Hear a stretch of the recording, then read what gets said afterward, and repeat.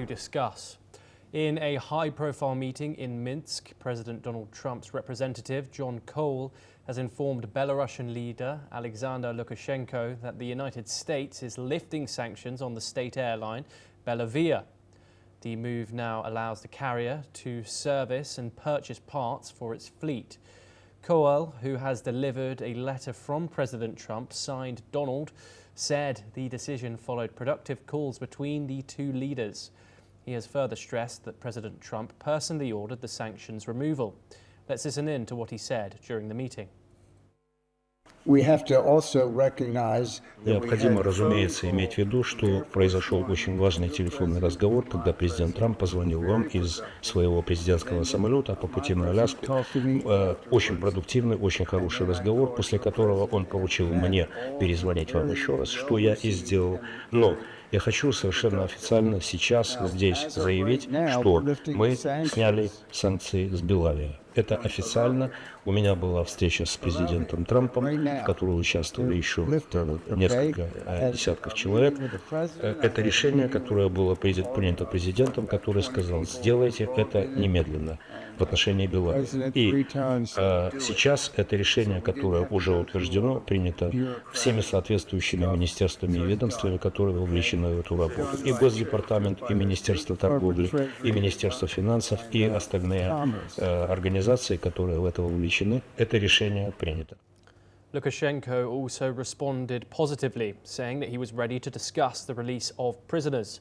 In his remarks, Lukashenko said he is willing to release all of the prisoners if President Trump requests it, adding that his main task is to stand with the US leader and help establish peace.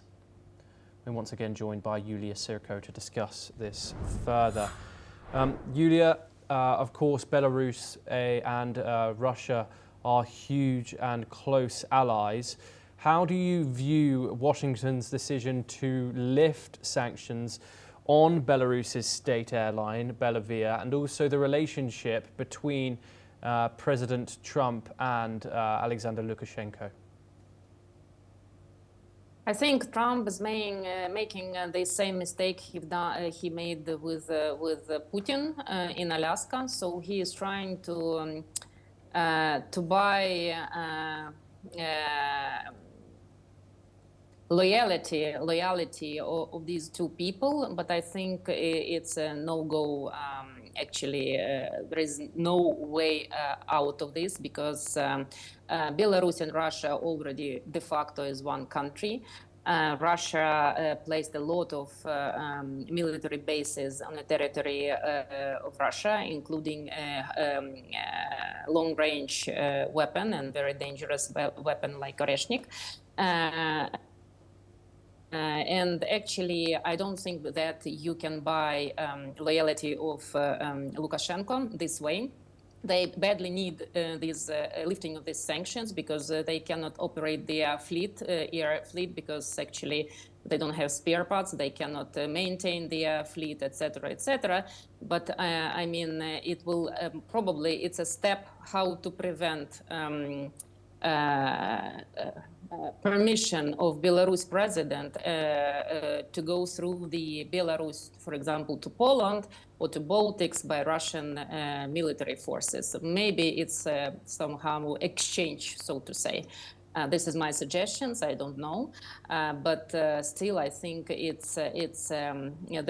will be no results. As well as with Putin in Alaska, you're just wasting your time, because obviously these people are all together, and these including China and North Korea and Iran. So they have this authoritarian club, and most probably you will not able to split it. So if Russia will decide to invade Baltics or Poland, they physically will need to go through the Belarus, and Belarus, will need to issue not formal but permission to go through their territory. Maybe it's one of the bargaining point with Lukashenko, but let's see how it will be developed. But again, without heavily preparation of European nations for the full-scale war and invasion, they will not able to sustain Russian army. Yes, Yulia Sirko, thank you very much for joining us here on the broadcast and taking the time. We now move on and over to the United States, where Donald Trump is attending a